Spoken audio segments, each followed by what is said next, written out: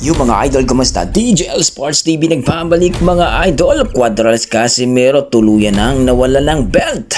Carl James Martin panalo at dinurog ang Thailander. Marlon Tapales lumuwas na papuntang Japan.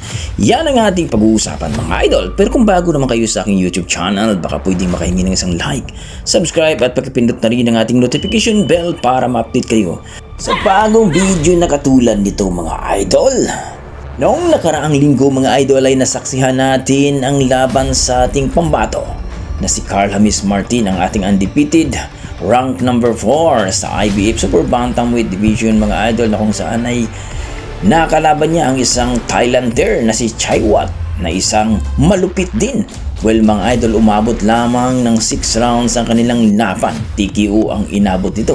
At napakagandang laban nga ito mga idol dahil pinakita ni Carl James Martin na talagang pwede na siyang ilaban sa world title mga idol. At dito nga ay tuluyan ng naagaw o nakuha ni Carl James Martin ang WBO Global Super Bantamweight belt mga idol, na kung saan ay inagaw din ni Cuadras Casimero doon kay Pilipos Nitumba.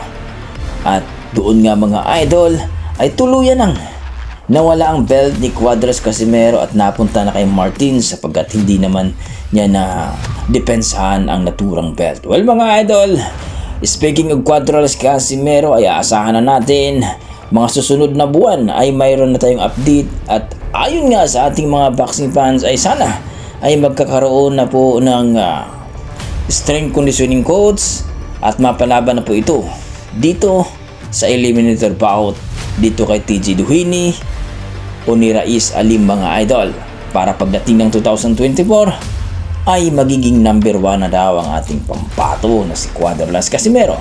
Samantala mga idol, ang ating pambato na si Marlon The Nightmare Tapales, ang ating kampiyon sa WBE at IBF Super Bantamweight Division mga idol, na kung saan ay tumulak na papuntang Japan sapagkat gusto na itong magpakitang gilas at kukunin ng belt ni Naoya Inoue, ang monster kuno ng Japan, ang WBC WBO Super Bantamweight title mga idol.